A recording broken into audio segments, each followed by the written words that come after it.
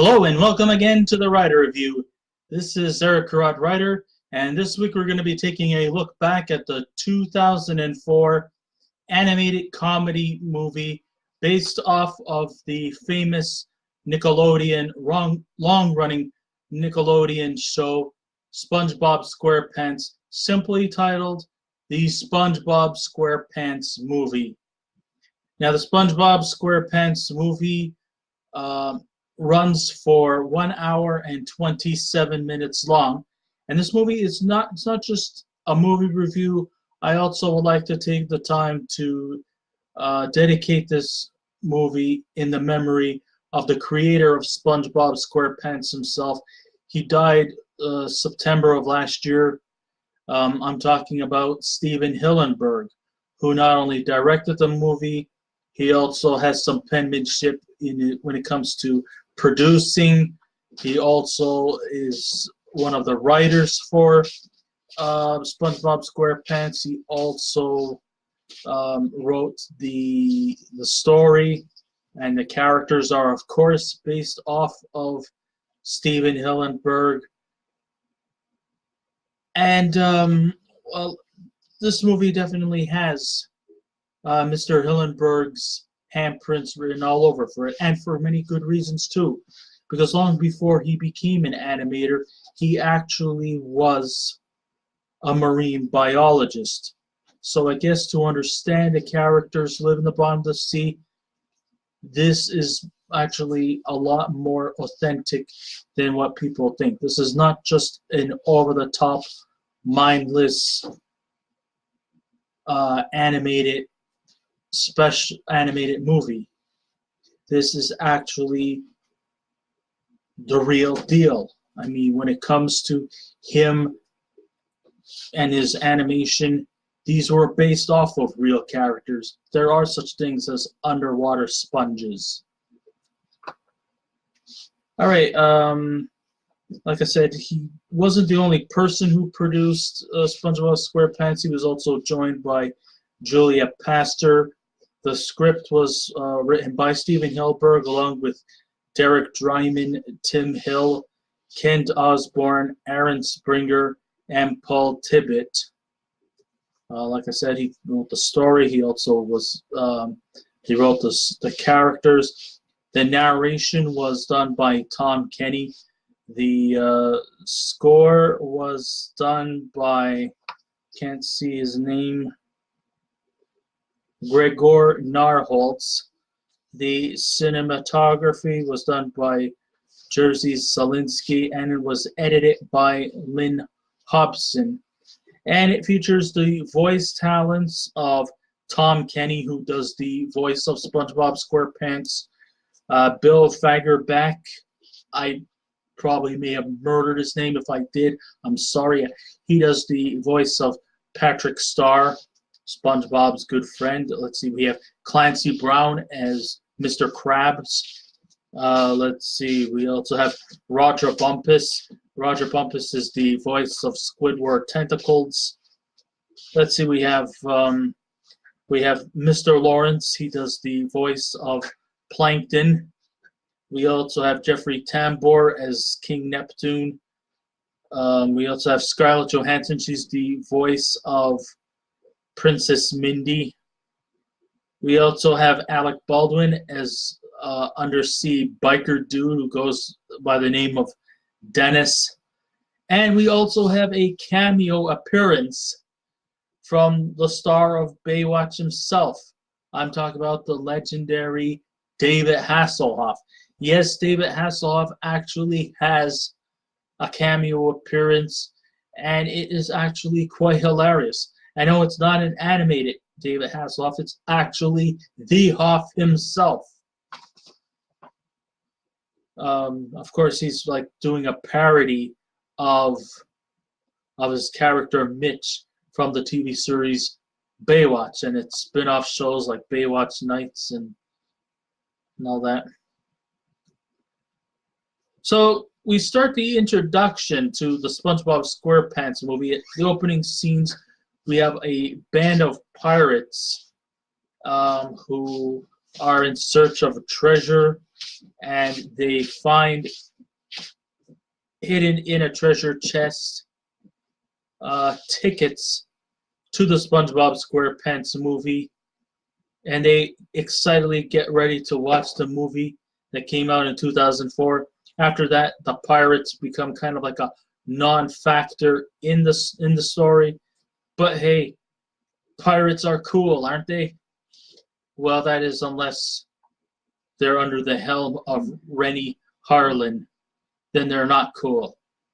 So to Mr. Harlan and pirates, stay the fuck out of here.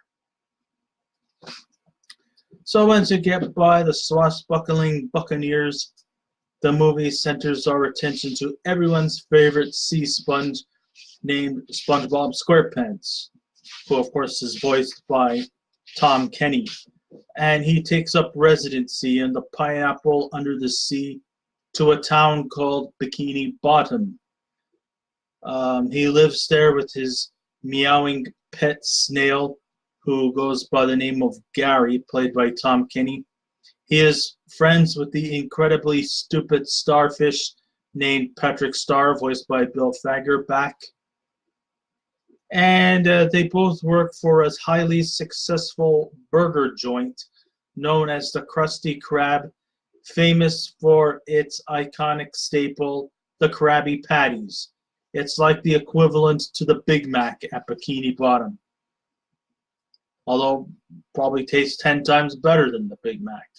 Well, it just so happens that because of the success of the Krusty Krab and its signature Krabby Patties, that they went from being just a typical burger joint. Now, all of a sudden, with the money and the success that Mr. Krab is having, he decides to transform his burger joint into a franchise by installing a second Krusty Krab restaurant called, what else?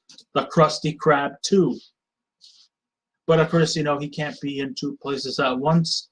So it's his mission to look for a person who would be responsible for operating the Krusty Krab 2. SpongeBob thinks that he is a surefire candidate to run the Krusty Krab 2. It has been his dream of becoming a manager. The thing about SpongeBob is that he was always so dedicated to his job at the Krusty Krab.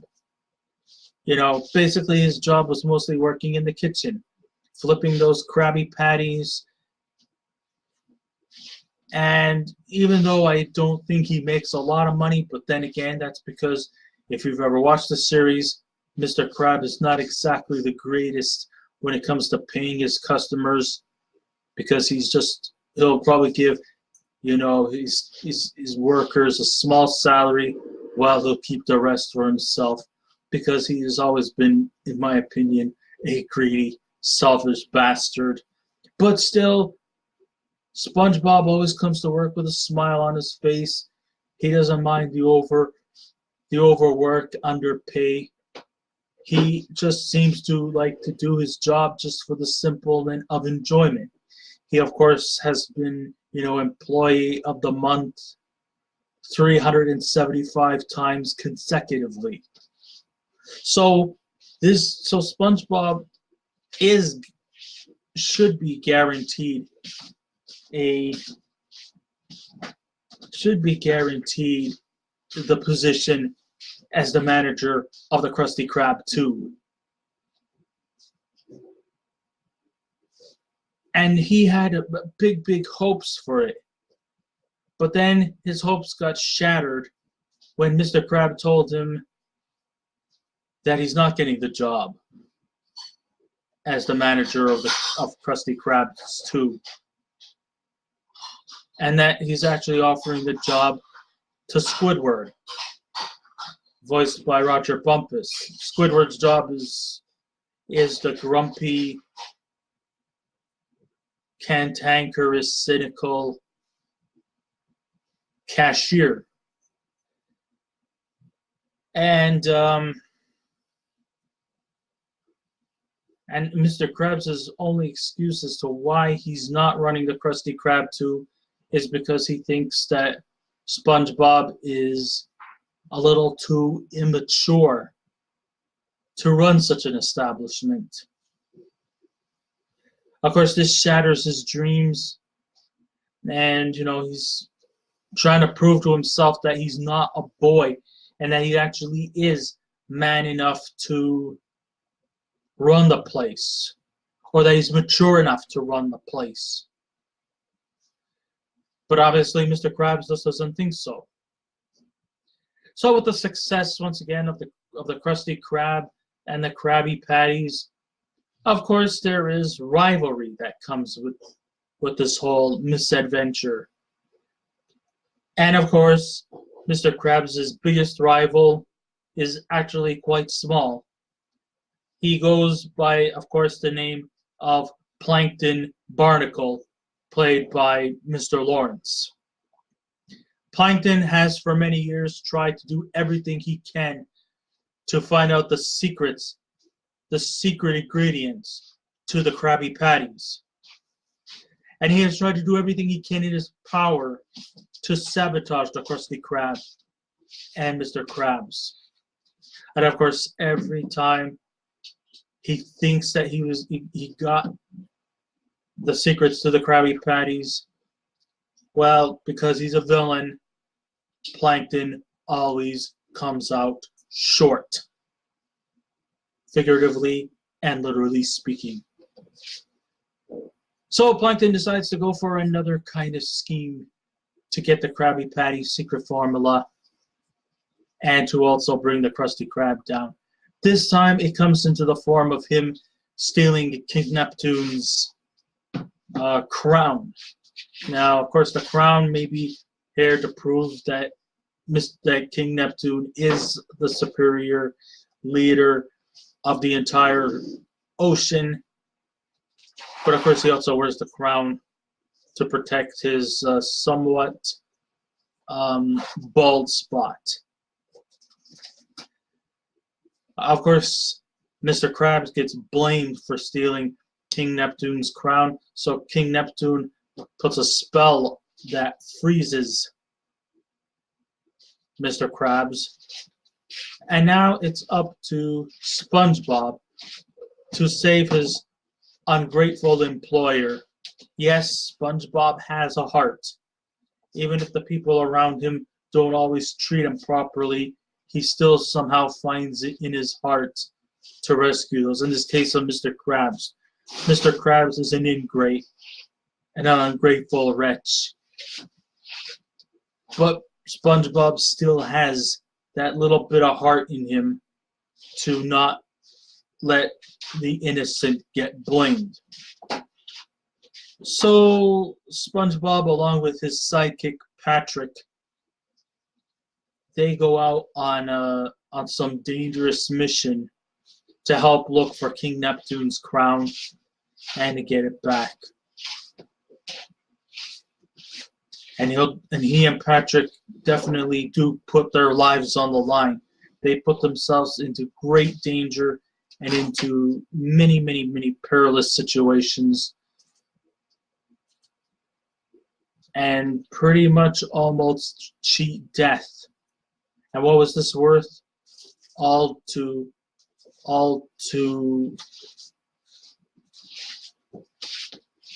prove that someone is innocent, while at the same time also to prove themselves that they are not little boys, but are man enough, and to also maybe have Mr. Krabs reconsider his thoughts and maybe even make SpongeBob the new manager of Krusty Krab 2. And of course also for Plankton to get his comeuppance.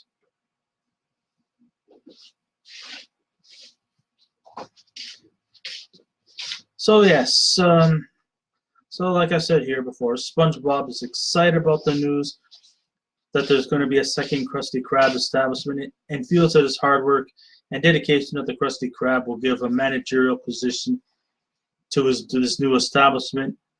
But the always cold-skinned Mr. Krabs throws his hopes away, telling him that he's too immature to hold such a position.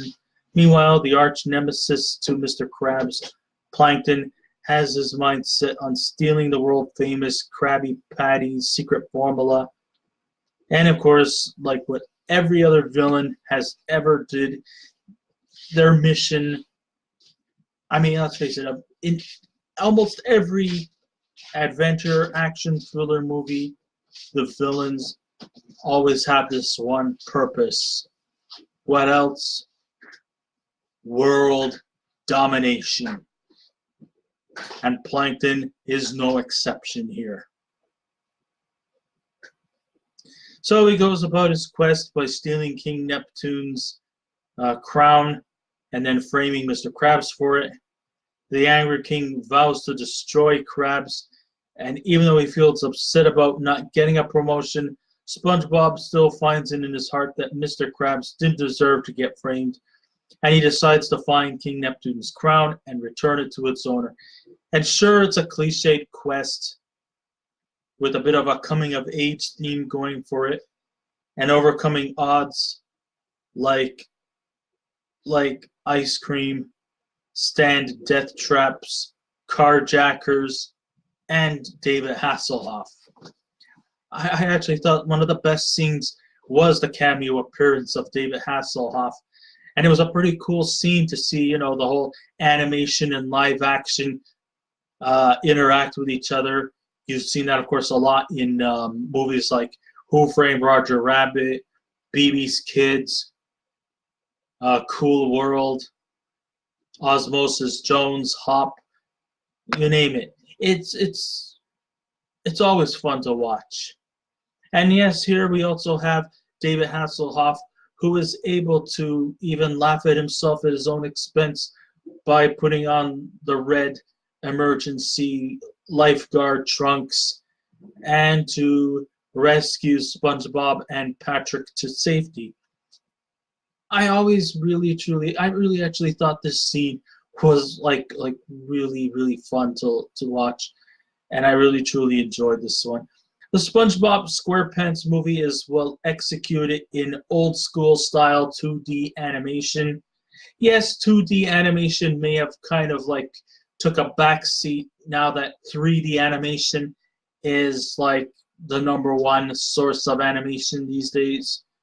But still, 2D animation, maybe old school, maybe archaic, maybe more laborious than 3D animation, but it still exists.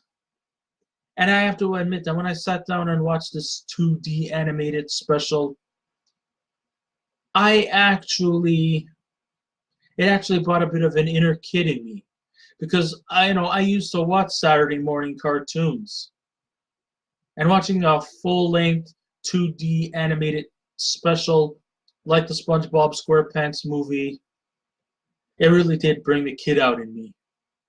With my bowl of Fruit Loops cereal and a glass of juice, and you pretty much have me set.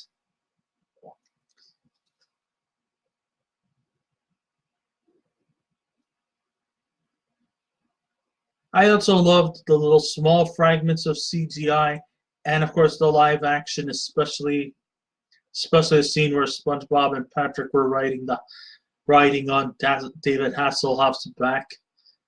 That was really fun to watch. It's really something that the kids or the kid in you can truly invest themselves into. Sure, it has been a hit for kids over the kids over the last 20 years, and still continues to shine to this day. Even after we've sadly lost Steven Hillenberg, I still think that there is still a good chance that this franchise will live on even after his death. Yes, I know that they're probably going to look for other directors and other animators behind this if they're going to let the SpongeBob franchise continue. But I still have hope that they're going to keep making SpongeBob SquarePants cartoons. Some people said that this movie was supposed to had been like a rumored that it was going to be sort of like a season or maybe even a series finale of SpongeBob SquarePants. There was a rumor that after the SpongeBob SquarePants movie that there wasn't going to be another SpongeBob SquarePants cartoon and that it's going to be over. However, I guess due to popular demand, they decided, let's keep going. Why disappoint the kids? Just let the series keep going. The kids enjoy SpongeBob. Why break their hearts?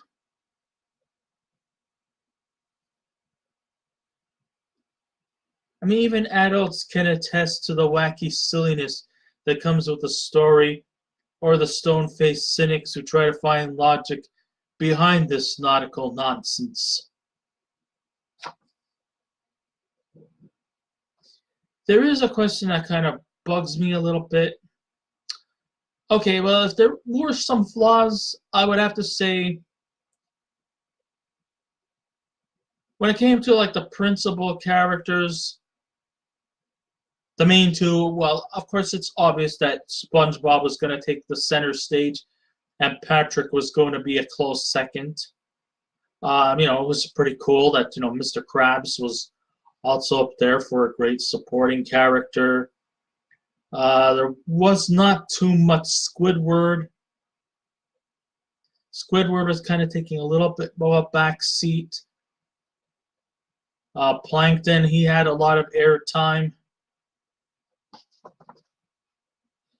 I guess if there are villain characters, well, like I said, SpongeBob and SquarePants meet all kinds of dangerous people and dangerous characters, including a scary, intimidating biker dude named Dennis.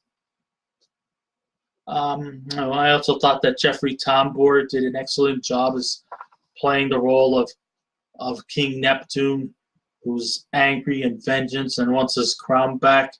And then you had Scarlett Johansson as the voice of Princess Mindy, who kind of plays maybe the closest you can to a normal character. And there was actually another weakness there. Princess Mindy was kind of like the real fish out of water, being the fact that her normalcy was really out of place. She didn't really actually even fit in because, there's a lot of crazy, over-the-top characters, and here we have the token, level-headed type, the voice of reason. I mean, she's kind of like the one who's trying to like talk sense into her father, and she's also tries to talk sense into SpongeBob and Patrick. But I don't know. Being a normal person in a place like Bikini Bottom just does not seem to gel very well.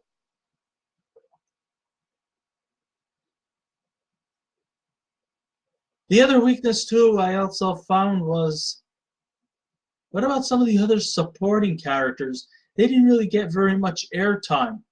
One of the ones that, that should have gotten more airtime, but didn't. She was like placed in the background. I don't know if you're a fan of her or not, but if you're a fan of her, you might be a bit slightly disappointed. I'm talking about the squirrel, the undersea squirrel, who goes by the name of Sandy Cheeks.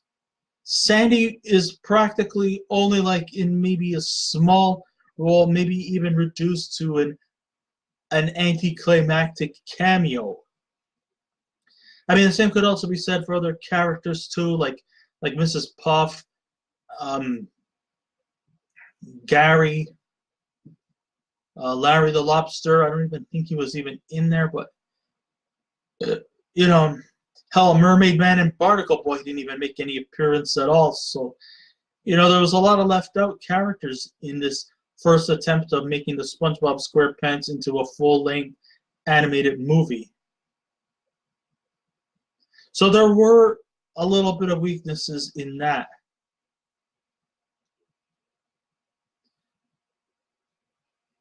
But the question is, why was this movie rated PG?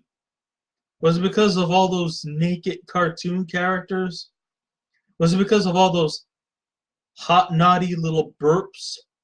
Sure, there was this one scary moment where a mermaid threatened to turn Spongebob and Squarepants into men, but it's only brief and really not that important to the plot.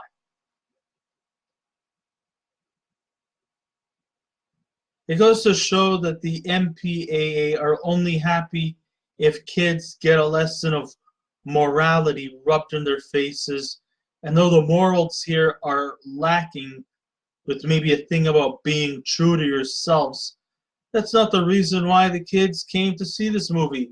They wanted to see their beloved characters in a full-length movie, and I'm glad that the length was an hour and 27 minutes long. I mean, I would not have wanted this movie to be 3 hours or 2 hours. Kids can't sit through that long. Sometimes I don't even think they could even sit through 90 minutes. But the kids are not here for a lesson in morality. Not everything has to be filled with politics or philosophy or religion or anything like that. Some kids just want to go just to have fun and to see their beloved characters come to life in a full-length animated movie. I mean, fans of the popular series had episodes that didn't really necessarily rest on morals or life lessons. Sure, there were some episodes that did have that, but it wasn't like all the time. And it wasn't taken in any way, shape, or form retroactive. If you ever purchased the DVD features definitely a nice added plus to the movie, as it gives a much needed detail to the story. So we get some great behind the scenes look. The atmosphere surrounding SpongeBob is high octane and spontaneous. There is a few scenes that border on grotesque, especially when they're at some ice cream bar and they start consuming a whole bunch of rounds of ice cream, and then they kind of go into some hallucinogenic trance. That might be a little off-putting to the younger kids because it gives the impression, because it's almost like metaphorically like getting drunk at a bar. You know, like if you consume as much ice cream, you can get a brain freeze. Well, in their case, they eat too much. They eat too many of those clown-like sundaes that they were eating, and then they ate so much about it that they kind of almost looked like they were like drunk and had a hangover. There was some references to that, but I still don't think it was played out to the sense where they were meant to be more lenient towards the adults in us, but more or less just used for comical purposes. If you can just see through it through that perspective, then I don't see what the hell is wrong with a little bit of adult themes in a kid's movie.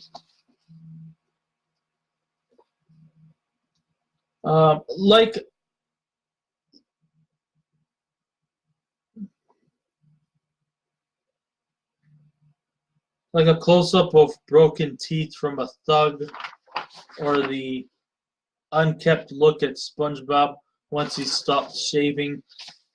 You know, it brings back fond memories of the old late 1980s Ren and Stimpy cartoons. If everybody who grew up in the late 80s, early 90s with Ren and Stimpy, you'll realize that a lot of the humor in Ren and Stimpy were more adult themed than kids. Sure, they had an adorable chihuahua and a fat, stupid cat-like character, but it was mostly played, and it was actually had more adult themes than kid stuff. Sure, you might see some images that might be a little disturbing to the younger viewers, but I don't think that should really detract them too much. The shift from full-blown animation to live action shifts smoothly without ever missing a beat. So if you are a fan of the SpongeBob SquarePants TV series, you'll probably mostly likely enjoy this this full-length animated movie. Of course, in 2015 they actually went into 3D with Sponge Out of Water. That one too is also something that I would like to check out. I'd like to do a review on that too in the future. The extra features were presented and brings a high level of interest to the viewers. I like the important parts in the making of the film and the history of its characters. A nice added bonus was the scenes involving the old school storyboard sequence, which has some great detail that every aspiring animator should take into account. I really loved that. How they used to do everything like board drawings and stuff like that. Yes, it's old school, it's archaic, it's more laborious, but at least, it puts the animators into good hard work in the making of this movie. A nifty feature for the kids, the DVD-ROM, which features a demo of the SpongeBob SquarePants game to keep them occupied for hours, so that's also a nice added bonus. So in the end of all, if you're a fan of the TV series, you'll truly enjoy the SpongeBob SquarePants movie. It's just as wacky and wild as the series, and never once does it try to be something contrary to the program. The kids will enjoy it. It's as fast-paced and excitable as you would expect, and nothing more and nothing less. So have some fun in your life. And if not, why are you here to begin with? So if I was to give this a scale out of 10, I would definitely give SpongeBob SquarePants an 8 out of 10. Great animation. Good to see some old school 2D animation come to life. And it goes to show you that, younger audiences could still enjoy these kind of animated stuff. Brings back a lot of memories to the old Saturday morning cartoons.